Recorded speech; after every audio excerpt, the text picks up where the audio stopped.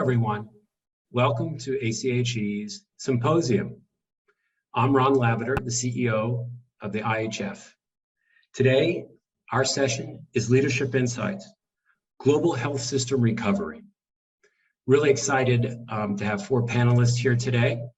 And before I introduce each one of them, let me just take a moment and talk about the International Hospital Federation, IHF. We're a global organization and we've been around for more than 90 years. We have members that span across the entire globe. We have 125 organizations that are members of ours. We're a membership organization. And we're focused on knowledge exchange and activities that allow people from across the globe to share their experiences, learn, and be better leaders of their healthcare institutions. IHF and ACHE have been partnering for years. We're happy to be sponsors of this session today. So let's jump right into it. Today, we're going to have a conversation with four leaders from across the globe. We're not going to be doing presentations with lots of slides, but really having a dialogue with you. So let me introduce. We have Juan Pablo Yerby, who is a former governing council member for IHF. He works at the World Bank and is the director of global financing for women, children, and adolescents.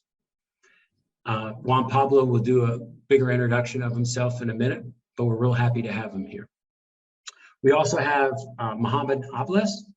Mohammed is the regional director for Saudi German hospitals in North Africa and Egypt. He was the former CEO of a hospital that won the Grand Award for IHF last year, and we're real happy to have him as part of this panel. Ms. Preetha Reddy is an executive vice president for Apollo Hospitals, which is the largest private hospital group in India, has over 10,000 beds and 70 hospitals. And you will be happy to hear from her in just a few minutes. And then Cedric Lucia. Cedric Lucia runs a hospital group of 3 hospitals in northern Paris and has also been part of the governing council for IHF. So welcome to our 4 panelists. I want to jump right into it with our first question. And then I'll ask each one of the panelists to give a little bit of explanation about themselves, but also answer that question. So for the last 24 months, we've been, from the global perspective, in a pandemic. In this pandemic, we've seen a lot of experiences and changes, impacts of the pandemic on situations across the globe, health systems across the globe. What we're going to do today is we're going to learn a little bit from a regional perspective, from our leaders, on some of those impacts of the pandemic.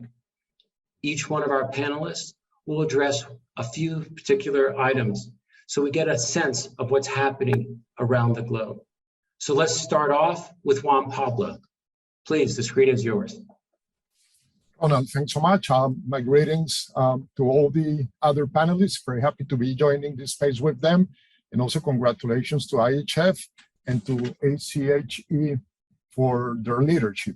I'm Juan Pablo Uribe. I'm the Global Health Director at the World Bank. I also have a second hat, and I'm the Director of the Global Financing Facility, GFF, which is a program that works for the health of women, adolescents, and infants, in particular low-income settings around the world.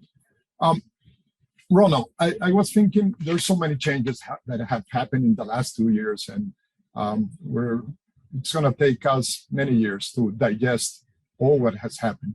But I wanted to focus quickly on 4 that came to my mind quickly, as I also traveled, like all of you did, through these last 24 months. First was the terrible disruption on the day-to-day health services that we were used to manage and see.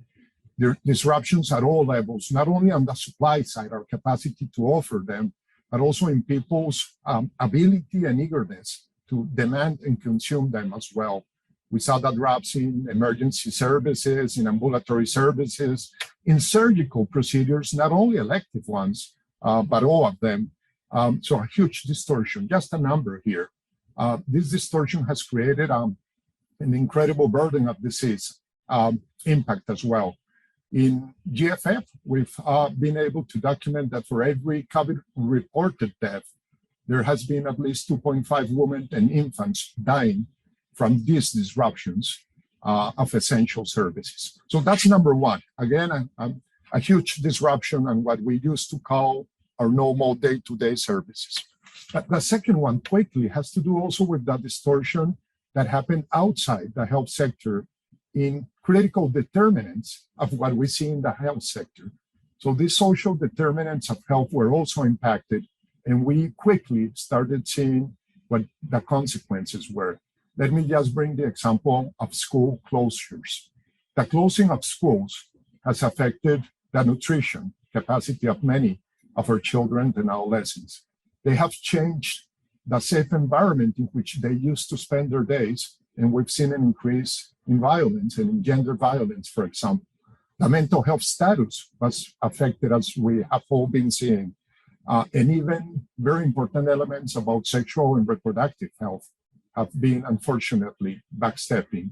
So unintended pregnancies, young marriage, etc., are also being things that we're seeing as these changes happen. And the third dimension that I want to bring to our discussion, I want to talk about the complexity of health systems and how we were able to see this complexity roll out. I'm talking about the importance of a system that starts in primary healthcare but ends in ICUs. And they were all important. It was not one or the other, but we needed all the system doing its best effort. We also saw, and I think it's going to be interesting to hear other panelists, how the public and private sector needed to complement each other in many of our countries. I can talk about the Chile experience with the private sector, PREDA, coming in to fill in more and more beds of ICUs needed, and also coordinate with public hospitals in terms of human resources and the flow of patients. We also saw the importance of the supply chain, even syringes, not to talk about oxygen or ventilators, became critical and visible. And lastly, the importance, Ronald, of our workforce, of the health personnel working day and night with all the challenges that they saw. And I just want to conclude with a fourth dimension that comes to, again, service disruption, the affection of other determinants, the complexity of health systems, and the fourth and last, and I'll stop there, has to do with the importance of evidence-based public policy. We saw it occurring sometimes, we didn't see it every time. We saw misinformation appearing and mistrust and hesitancy. And I just want to conclude with that, how important it has become for us to understand that public health has to be grounded on sound evidence and that communication and trust must follow. Well, Pablo, thank you very much. Great 4 points. And your examples of having it in Latin America certainly shines a light on that. Thank you. Let's turn now to North Africa and Egypt. And Mohammed, why don't you talk a little bit about the impact that you saw, especially since you were running a facility in Egypt for most of these 2 years of the pandemic. Yeah. Thank you very much for inviting me for this great event. My name is Mohammed Hablas, the Regional Director of Saudi German Hospitals in Egypt and North Africa. And Saudi German Hospitals are the biggest chain of hospitals in the Middle East and North Africa. Let me say that all of us know the bad side of COVID-19, but I'll talk with you now about the good side of COVID-19 in the healthcare systems in the country. Let me say that we used to work isolated. Isolated, it means that all healthcare facilities are scattered and they are working independently. But the good side of the COVID-19, this allows us to work integrated together for the first time. How this happened? There is many countries started to create one hotline to receive the calls that serve the patients all over the country. and started to collect all the information from the healthcare organizations to know exactly what is the facility available for every hospital or every healthcare facility in order to transfer the patients or to help the patients wherever he are. One another thing, which is working under one protocol of treatment. This is, I can say, the first time that all the organizations in the country started to know how to create a protocol of treatment for a disease, and all this protocol standardized across the country. So this is the first time to happen for the healthcare organizations. Also, from the other side, which is the pricing.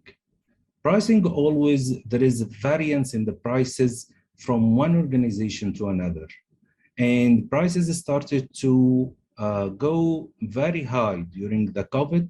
And the reason behind that, this is the very high cost of the supply chain and the supply chain. And we worked together, public and private, and we formed a committee across the country.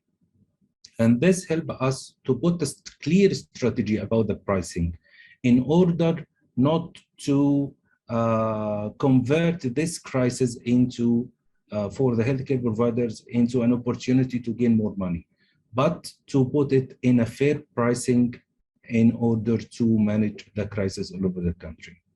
Another thing is to create a good methodology to find a way or another in case of shortage of the supplies and also in the medication. And also for the first time, we will find that this this policy in place to transfer the supplies between the public and private hospitals, and also to transfer the patients between the private and public hospitals. So I can say what happened on COVID, a lot of bad things happened, but then on the other side, from arranging the work together for the first time between the public and the private and all healthcare organizations in the country, this is the good side that happened during the COVID-19. And I can say that what happened, not finished, but still exists. Some committees are still working, and I think everyone realized that healthcare in any country can't be provided by separate organizations, independent than others. We have to work all together, integrated together in order to serve the community. Thank you, Mohammed. Really insightful. Can't wait to get back on that second question. But let's turn our attention to Preetha, who I forgot to mention is also on the governing council. Preetha, tell us what your experience was in India. Thank you very much, and good evening. Best wishes to all the participants and to all my co-speakers.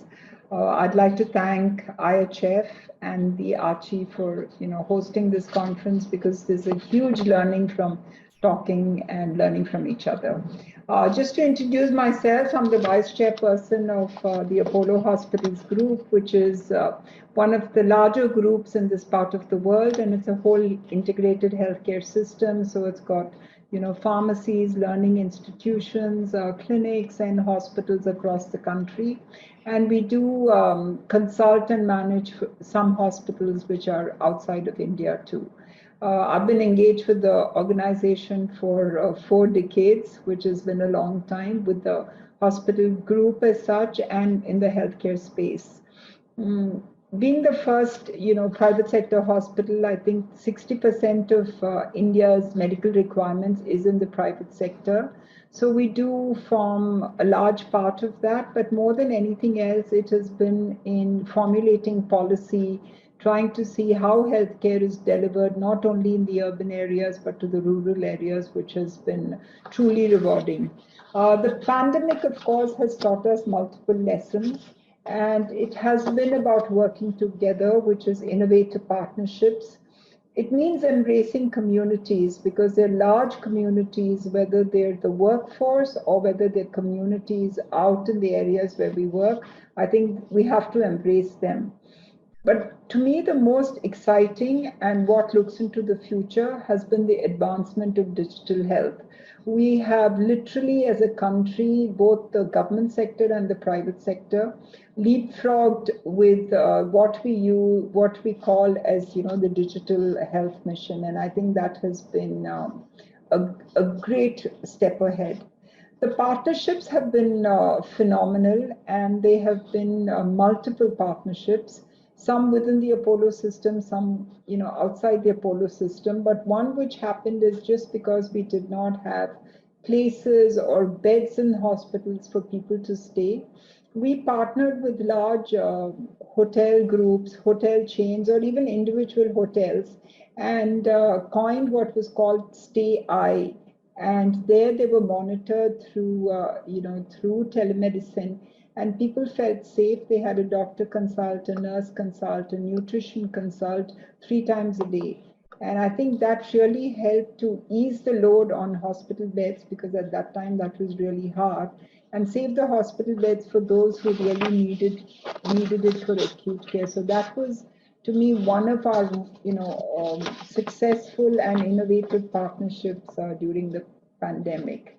The other learning was how the manufacturing sector just came together so quickly with a partnership, and we have a very close association with Medtronics, and Medtronics gave the design, the API to manufacture ventilators to some of our large manufacturing companies within India.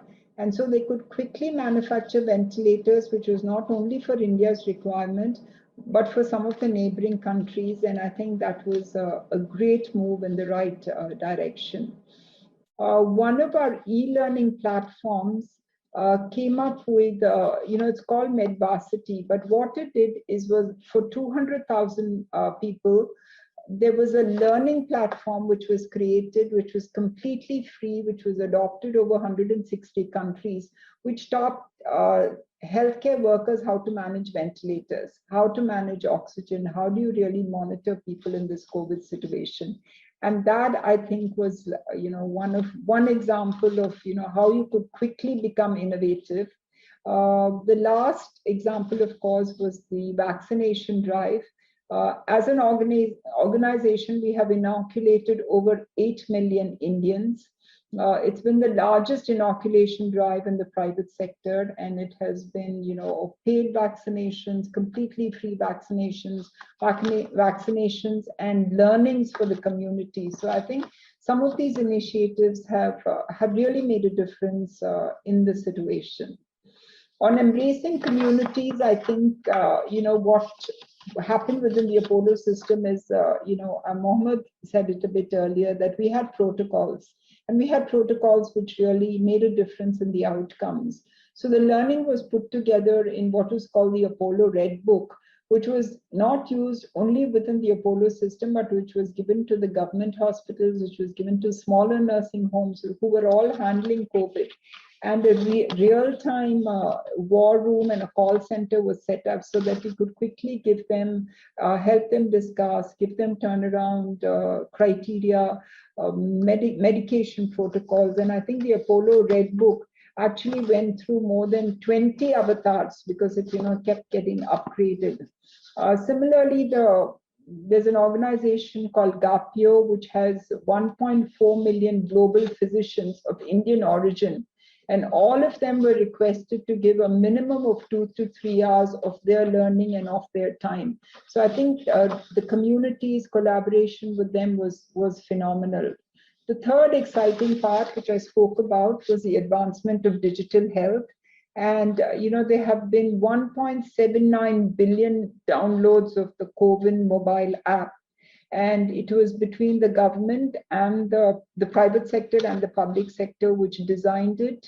What we call the Arogya Setu app was launched within literally 20 days of being conceived because it was so urgent.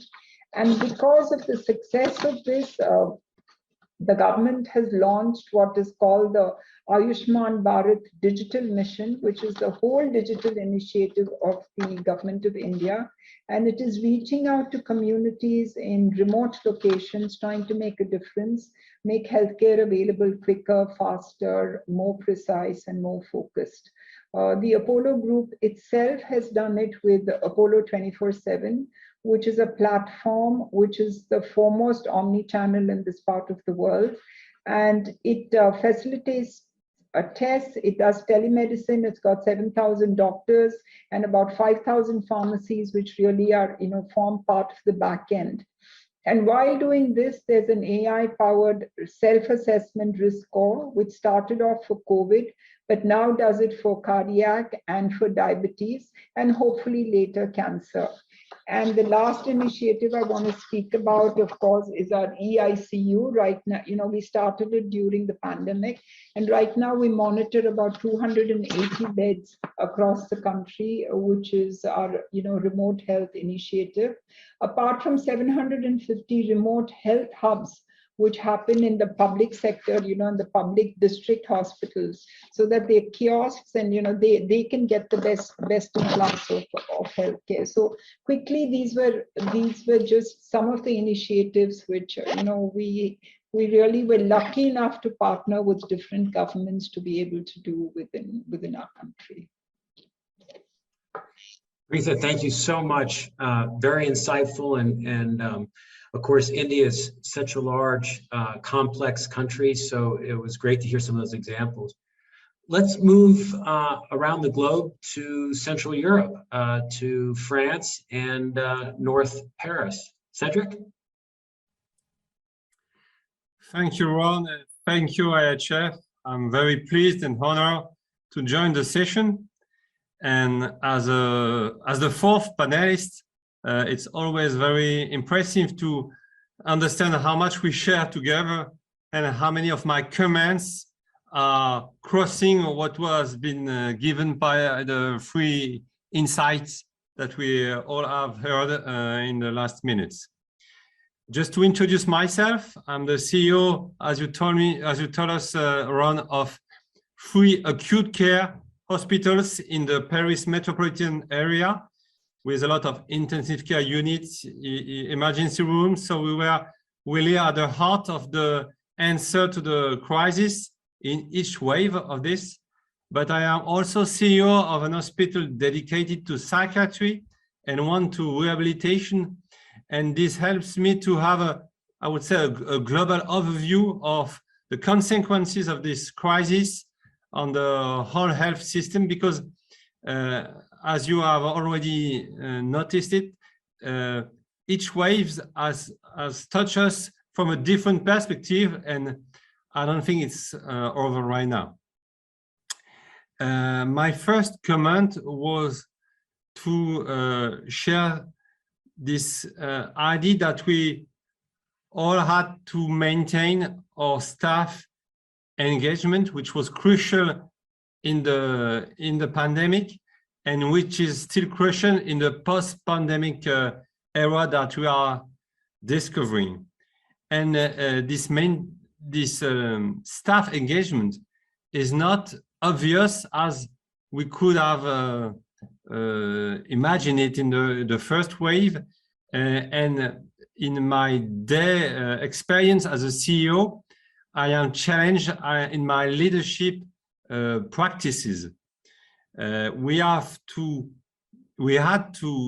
move our governance to a more interactive and background focused leadership, rather than the usual processes and governance.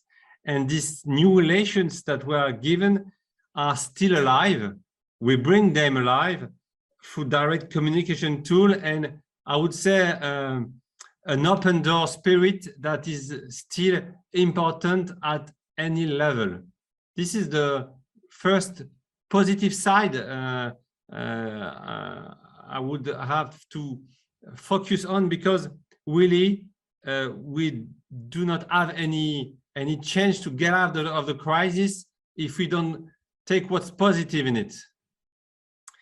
the second thing I would say is, well, I used to be sometime a cost killer, which is the way we were educated to, and with a lot of financial incentives.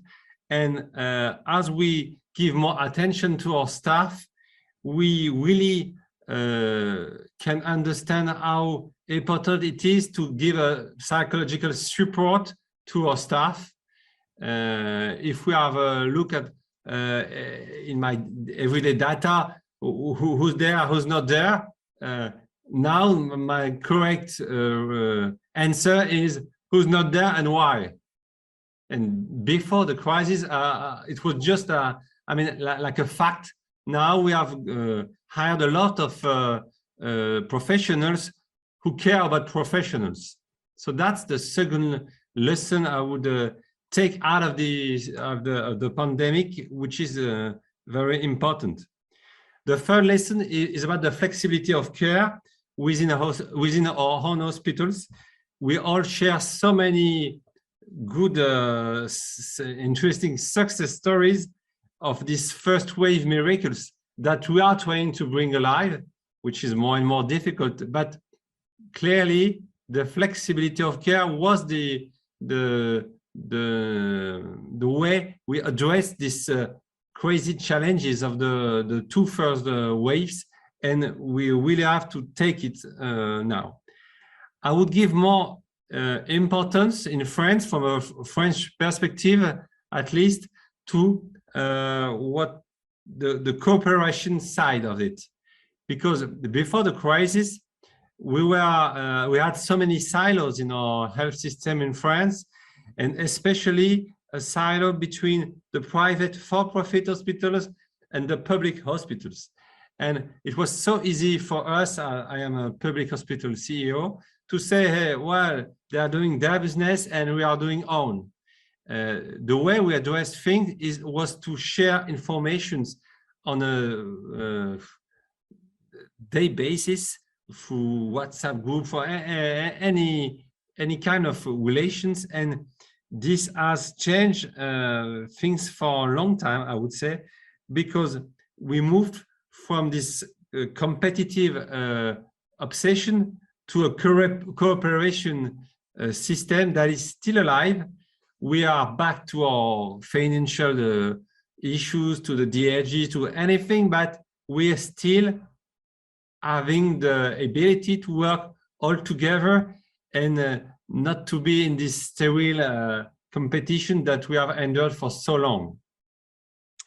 And the last things I would say, I would ask, is about in the integration of care. Of course, we had this opportunity to give more space to digitalization, to monitoring patients out of hospital, to telemedicine. This is still there for us, but we have to build something on this, and this is what is difficult now. Cedric, thank you very much. I took some notes. Great insight from a French perspective. I'm going to do a follow-up question. I'm going to do the reverse order. So Cedric, I'm going to start with you. You listed out several things. If you had to put on your look into the future, which one of the aspects that you talked about that impacted care for the last 2 years, which one will be around with us for the long term? Which one really had the change, the longevity change in the system within your French system that you've seen? Can you highlight maybe one that you think is going to be the long lasting? Yes, Ron. I think the answer is not that difficult. I think what will remain is clearly the importance of staff. We are clearly on this shortage of professionals. That is a worldwide notion from what I know. And clearly in France, my everyday job as a CEO is to address this question. In 1 year, for instance, we have doubled in my hospital the number of kindergarten places. We have increased wages. We have hired so many people around to decrease the vacancy rate of nurses.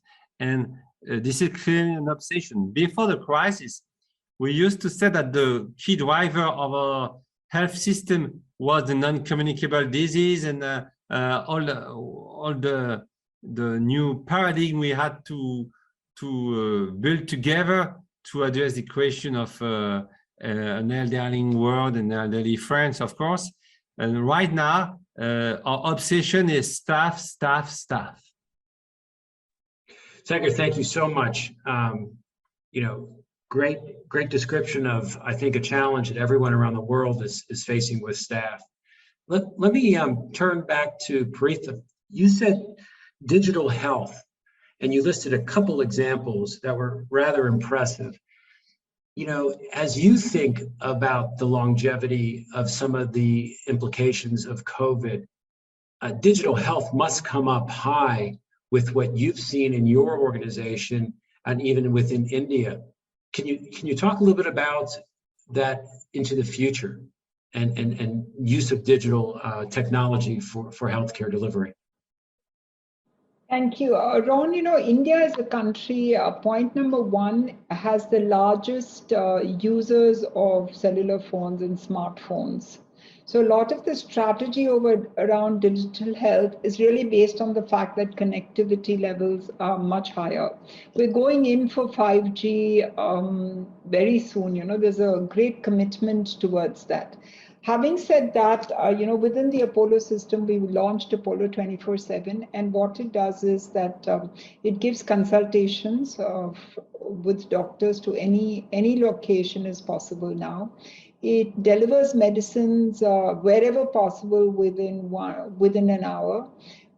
It also now talks about preventive and you know, risk scores. So as I said earlier, it started with the COVID risk score. Now it's got cardiac, diabetes, soon cancer. So I think these are the things which will make, you know, healthcare in a way more accessible to people, and it's completely a digital play. And having said that, it also encourages people now, you know, post-COVID, they really want to take charge of their health. So we will see multiple formats where people are encouraged to go for preventive health checks, which is really important. Take charge of, you know, all their health habits, exercise. And our mantra in Apollo, you know, there's been a huge shift from actually wanting to fill up hospital beds because it makes sense to really keeping people out of hospitals. So, you know, as an organization, strategically, emotionally, we have shifted to keeping people well. And I think that has been a huge shift. But digital has a large part to play. But I also want to say that, you know, as private sector is doing it, parallelly, the government is supporting it. So the health stack, the national health mission, the fact that everybody now, you know, we have what like a social security card, we have an Aadhaar card.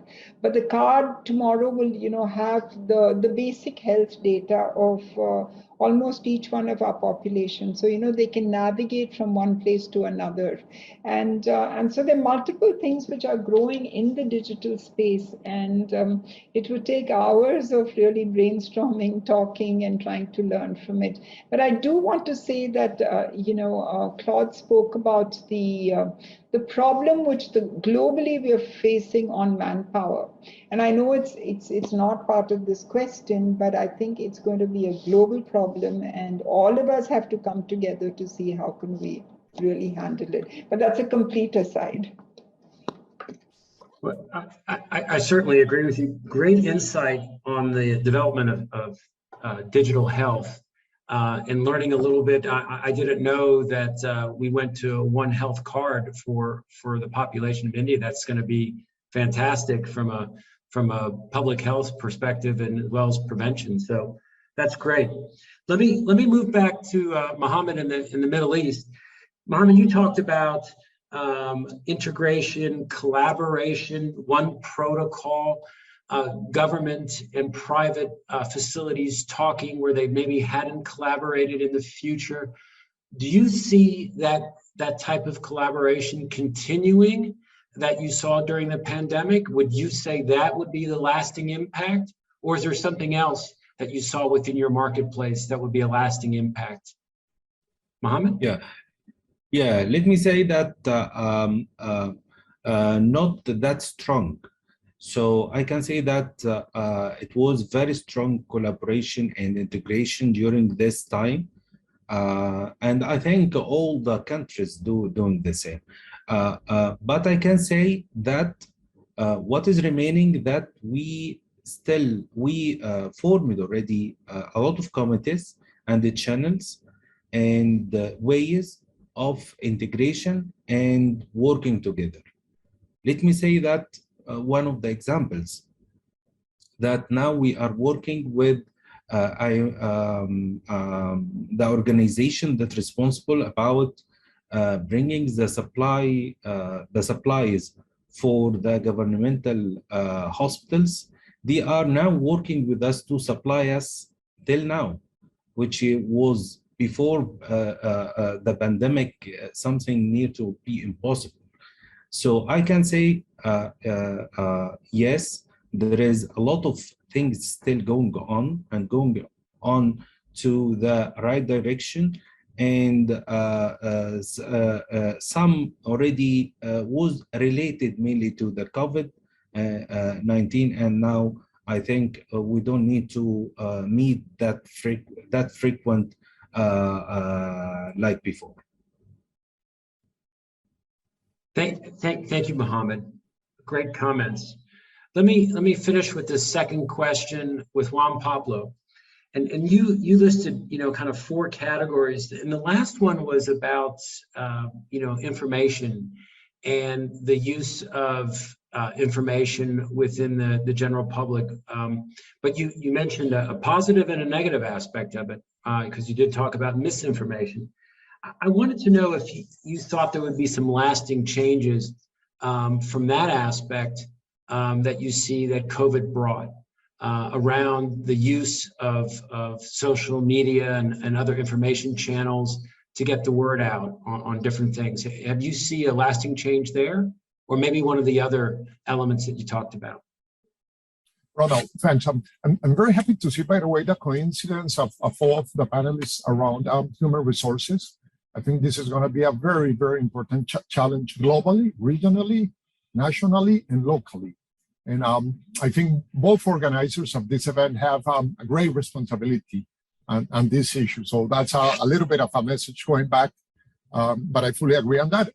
Also, the convergence, of course, around innovations and technology and telemedicine, fully agree on that. Look, on your question, I would say that I do believe that as a result of this pandemic, the interactions with social media and around health information will continue with a lot of intensity.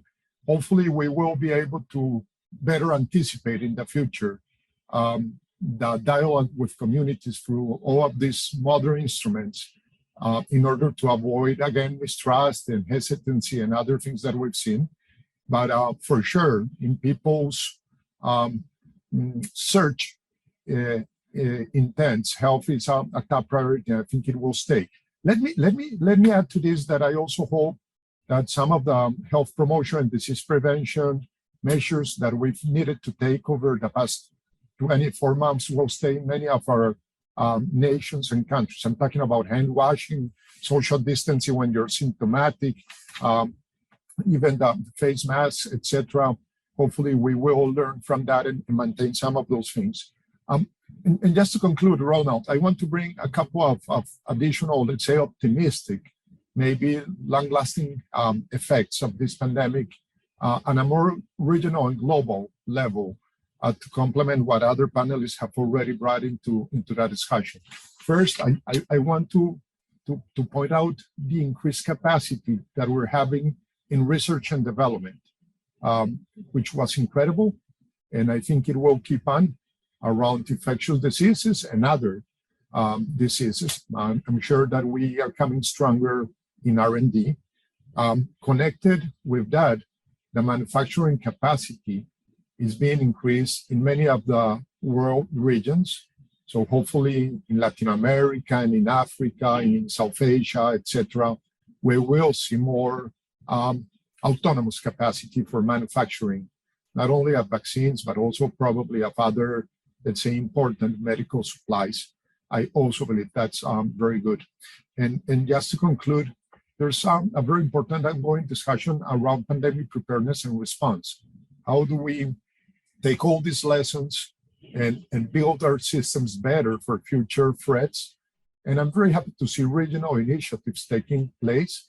Africa has been an incredible example for the world with regional initiatives coming together with regional leadership around the CDC, around Redice, around other efforts like a medical agency, for example, to do regulatory work in the region.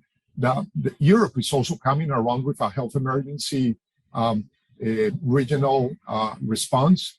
Latin America is strengthening ties. So this is very important because, again, even though healthcare is local, public health is regional and global.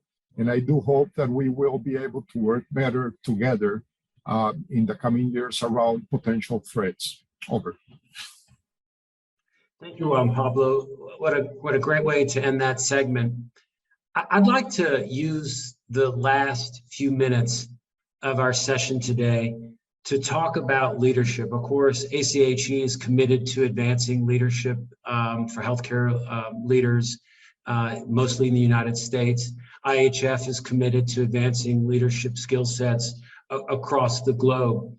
And I wanted to ask you each, as a leader that just went through the last 24 months of a crisis in your role within your organizations, you had a certain skill set that you might have had to refine or do better to respond as a leader during the crisis. I would love to hear, and I think our audience would love to get the insight on you as a leader. What skill sets did you need to refresh or develop new to be an effective, successful leader during this crisis? I'm going to start with Juan Pablo and then kind of move back.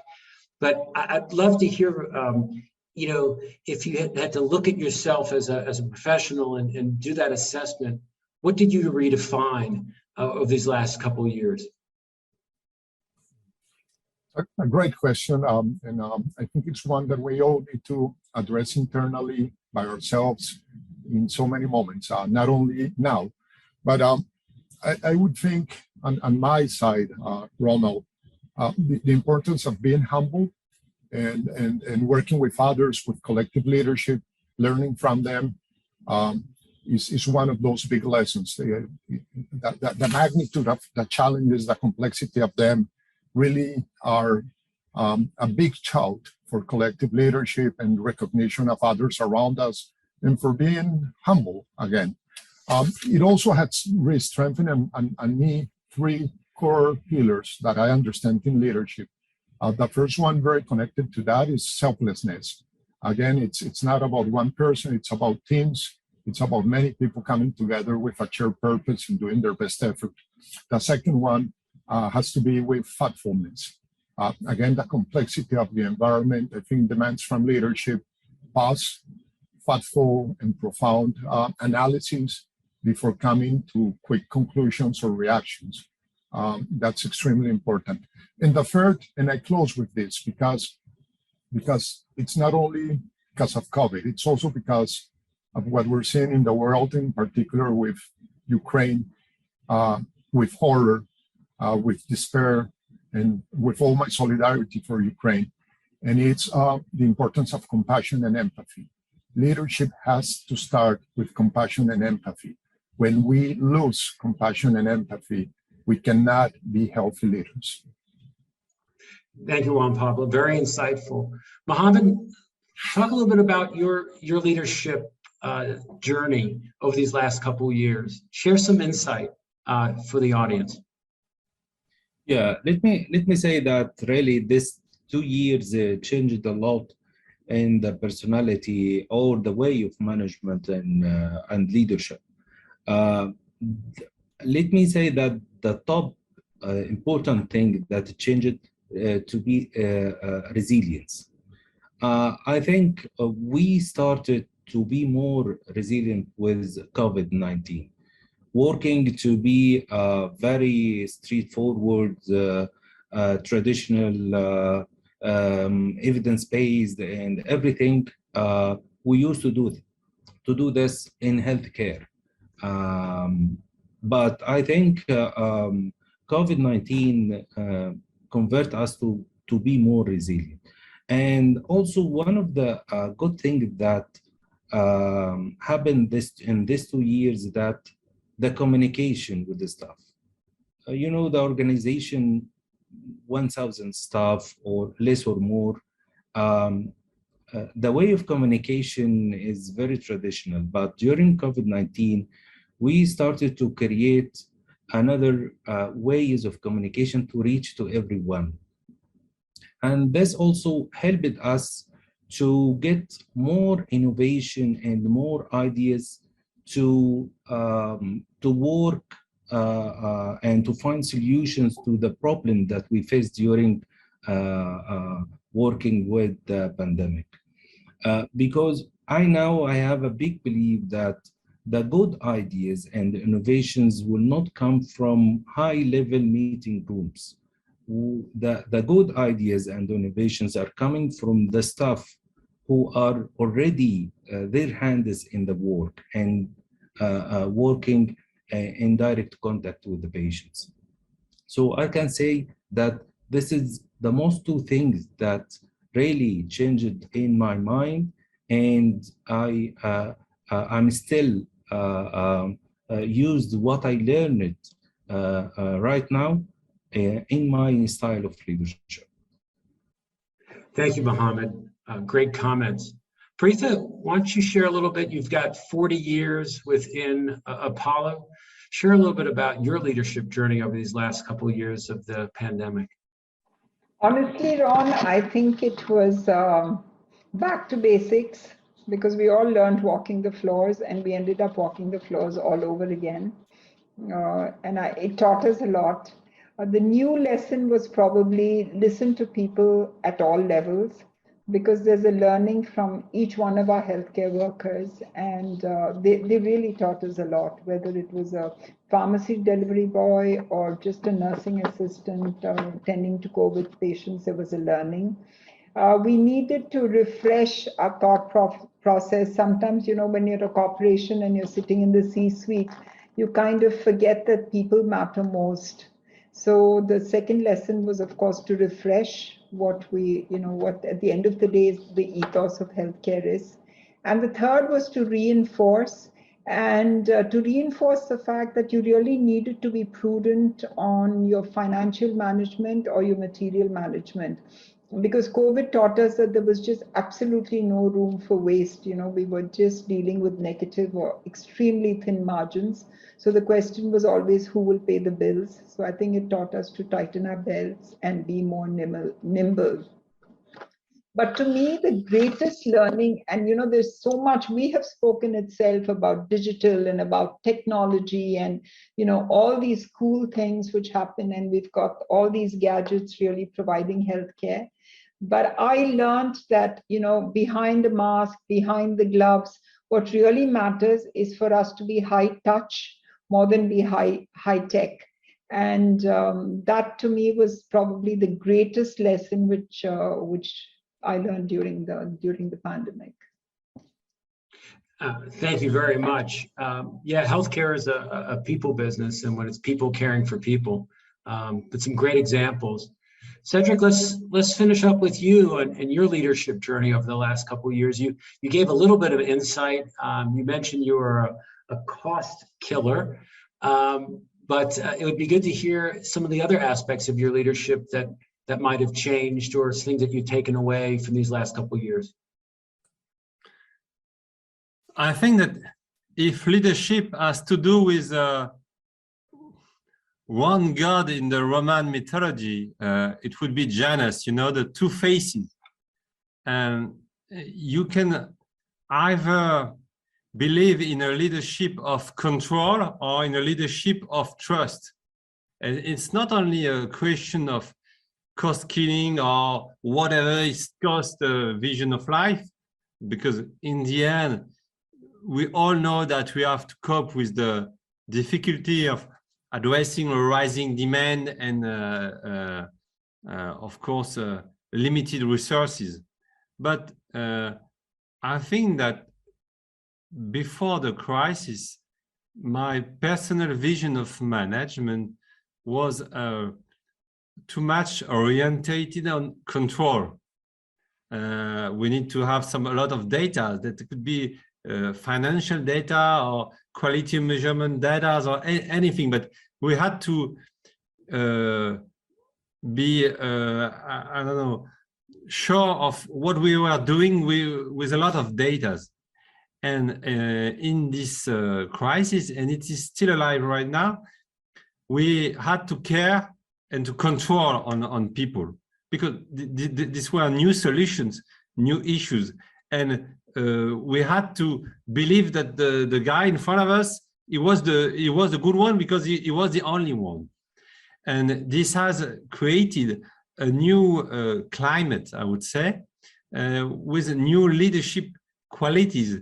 There is for instance, a lot of initiatives are flourishing right now with designing new kind of health services, with making people think of how they could do better. And this is really very striking, because a lot of people, of course, are very damaged by this crisis, and their intensity of work is not what it was before the crisis. A lot of people have left the health system, and this is not, I would say, an optimistic vision of life, but I can really every day I see people who arrive with new ideas. And before the crisis, I would say I would ask them more and more proofs that they had decided was good. And now I think that because of this leadership of trust, I think that, well, we can try. And this is let's try, and it will work or not is clearly not in the French vision of management. We were always accused to have this bureaucratic way of setting standards that are not only met by the successful initiatives, and this is not how you can make it. So from Paris to the Silicon Valley ideal, I would say that this leadership that we are trying to develop is based on human trust in humans, and that might be the positive vision I would share with all my colleagues from around the world in the US today. Thank you, Cedric. That was a great way to wrap up our session today. I want to thank all the panelists, Preetha and Cedric, Mohammed, Juan Carlos. Say thank you Juan Pablo, thank you so much for your time today, your insight, and sharing your experiences. And I want to thank ACHE for allowing IHF to be showcased here in this session. And I'm sure the audience will enjoy this. So on behalf of IHF and our members across the globe, thank you very much, and enjoy the symposium.